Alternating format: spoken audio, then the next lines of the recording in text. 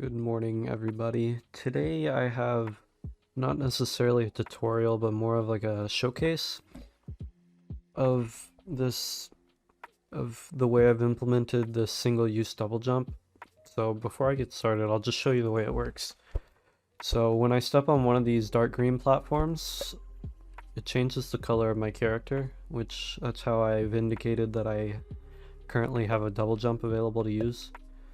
So if I show this, I've double jumped. Now if I keep trying, I can no longer double jump. When I get on here, it resets.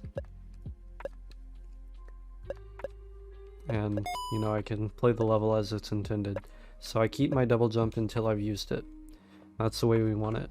So in order to implement this, obviously I'm assuming that you want something to trigger your character gaining a single-use double jump. In my case, it's one of these green platforms, but you can use whatever you prefer, but obviously it would be some kind of trigger. And just as an important side note, this setup requires that you're using a character class for your pawn, because it allows the use of these jump functions and like can jump and whatnot. So with that out of the way, let's continue. On that trigger, you're gonna want to use a begin overlap. So for example, I've got this cube and then the collision box. I named it trigger. And go down here, event begin overlap. So we look at this, we first check if the overlapping party is the pawn. That's what this is. Alright, so next we cast to the pawn, which in my case is called BP Prism. That's my purple character. So we cast to the pawn, and make sure you use this get player pawn. So if you're trying to search for that, you need to make sure you drag off it here and type get player pawn. That's how you'll find that. And then as the pawn, you need to search for this function. So as BP Prism, set jump count, or set jump max count rather. And then this, in my case, I used 2 because I want it to be a double jump. You could theoretically do this with a different number. And that's all you need for this part. This is just for the material changing, but this is the important part.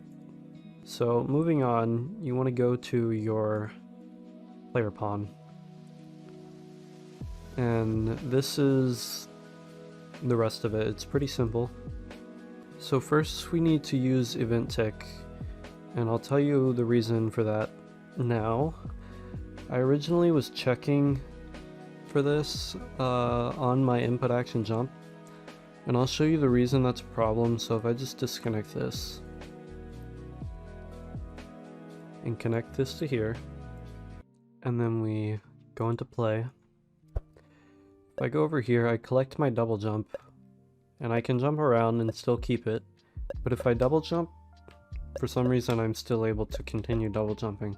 So the reason this is it's waiting for me to press jump a 3rd time. So if I double jump and then I press it again, now I lose it. So I can just show that again, double jump, nothing happens, I can still double jump, but if I press it a 3rd time, I lose it. So that's because it's only updating all of this when I actually press the jump button. So we need to update that constantly so that it knows whether or not to update this. So that's why we're using event tick. So first we're checking, was the character jumping, and if the character was jumping, can they jump again? If they can't jump again, then that's fine, they're double jumping. But if they can't jump again, then they must have already double jumped once. So in that case, this is just a debug thing. It tells me in game that I've used up my double jump. The important part is this. So if they can't jump, then we want to set the max jump count back to 1. So really, if you were wanting to implement this in practice, you don't need this. That's just debug. And you don't need this. This is just specifically for my game, but Anyway, that's pretty much the way it works. And that's just a quick little showcase of how you can accomplish something like this.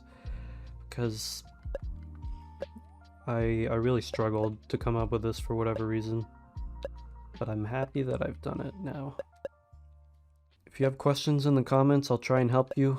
I am very new to Unreal Engine and game development in general, so I may not be able to help you, but I will give it a good go.